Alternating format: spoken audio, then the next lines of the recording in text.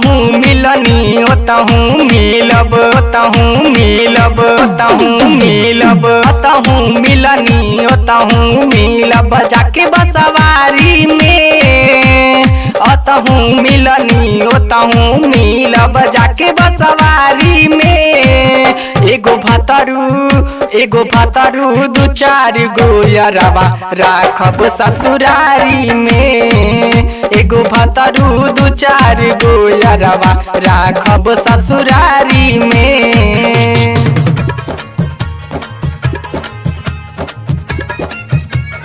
Mix by DJ Kanchan Raj Muzaffarpur.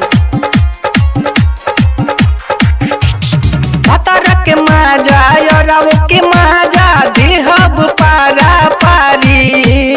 भतरू के छोड़ के यारव के रात में सूतब लेके गोड़ा फारी गोड़ा फारी गोड़ा फारी भतर के माजा यारव के माजा देहब पारा पारी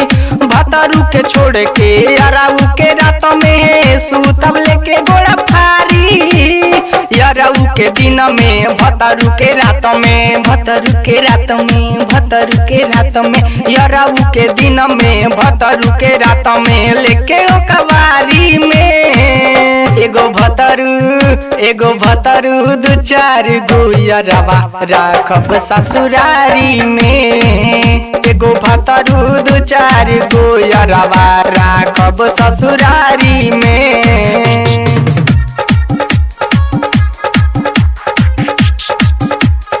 मिक्स बाय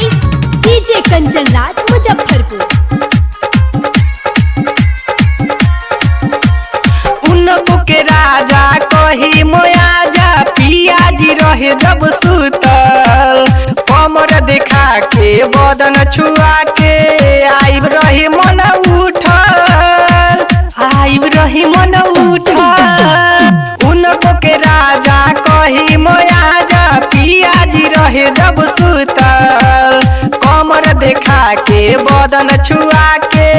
आइब रहे मन उठल सिंह राजेंद्र राहुल जी के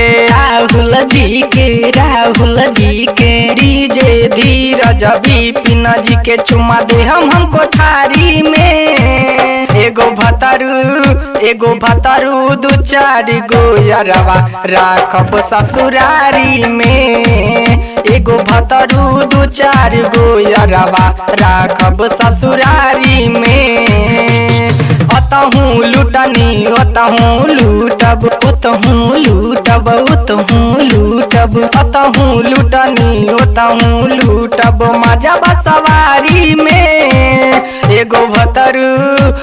भतरू दू चार गो यारबा राखब ससुरारी में एगो भतरू दू चार गो यारबा राखब ससुरारी में।